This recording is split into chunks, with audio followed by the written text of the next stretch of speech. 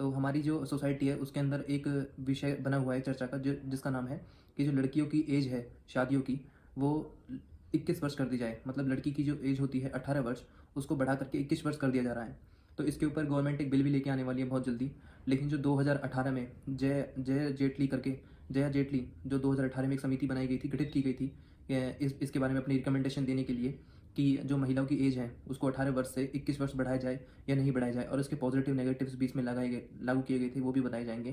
तो समिति की रिपोर्ट 2021 में आ चुकी है, और इसकी रिकमेंडेशन के ऊपर अब गवर्नमेंट बहुत जल्दी एक बिल भी लेके आने वाली है, और कोशिश करेगी कि जो बिल है उसमें ये कोशिश की जाएगी कि जो इसके पॉजिटिव नेगेटिव्स के ऊपर चर्चा करके, और जो लड़कियों की जो एज की जो लिमिट है उसको 18 से इंक्रीज़ करके 21 कर दिया जाए। तो मैंने भी सोचा कि इस चीज़ के ऊपर एक छोटी सी वीडियो बनाई जाए और उसके पॉजिटिव और नेगेटिव दोनों को आपको बताया जाए। तो मुझे लगता है कि एक काफ़ी अच्छा सरकार का कदम है।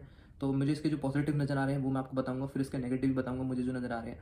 तो सबसे पहले इसके पॉजिटिव की बात करते हैं, वो है एजुकेशन। हमारी हमारी जो सोसाइटी है उसमें लड़कियों की जो एजुकेशन होती है, वो ये एक हमारे यहाँ पे ऑर्थोडॉक्स कल्चर काम करता है। उसका उसका ये होता है कि लड़कियों की एज की एक लिमिट होती है फॉर द रूरल एरियाज़, कि लड़की जैसे ही ट्वेल्थ क्लास को क्रॉस करती है, तो ये लिमिट होती है कि जैसे वो 12th करेगी तो उसकी शादी कर दी जाएगी। लेकिन और जनरली ये होता है कि 18 आफ्टर द एज ऑफ 18 ही उसकी 12th क्लियर होती है। तो जैसे ही उसकी एज क्लियर होती है 18 की और उसकी 12th भी क्लियर होती है, तो उसकी शादी कर दी जाती है। लेकिन अब क्या होगा, अब उसकी शादी की एज अगर 21 कर दी जाएगी, तो हर बच्ची को, हर हर जो लड़की है उसको ये ऑप्शन मिलेगा कि वो 18 ईयर्स के बाद 3 ईयर्स की ग्रेजुएशन भी कर सके। और अगर ग्रेजुएशन भी उसकी हो जाएगी तो उसको ये भी ऑब्वियसली श्योर है कि उसकी प्लेसमेंट भी मिल जाएगी।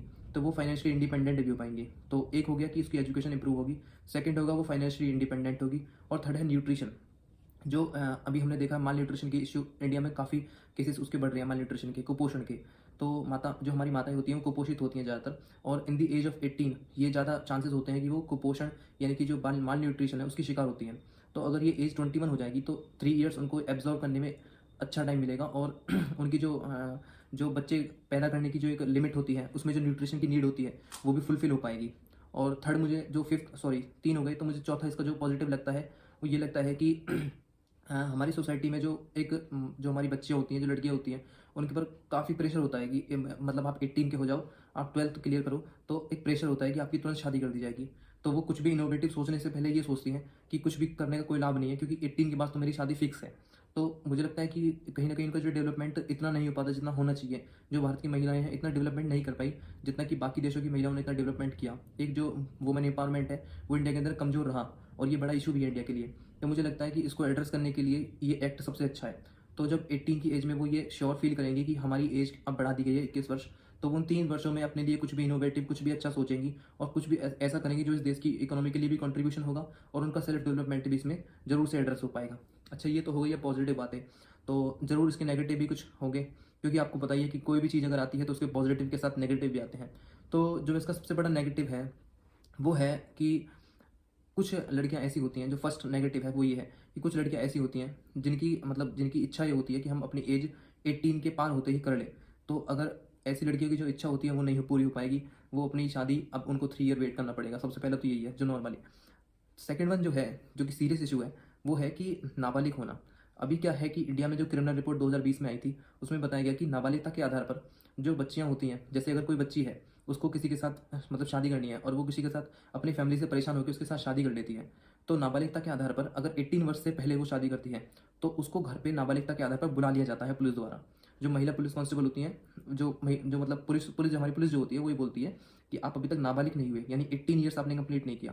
तो जब तक आप 18 ईयर्स कंप्लीट नहीं करते तब तक आपको कोई राइट नहीं है कि आप घर छोड़ के कहीं और जाके किसी और के साथ रहने लगो।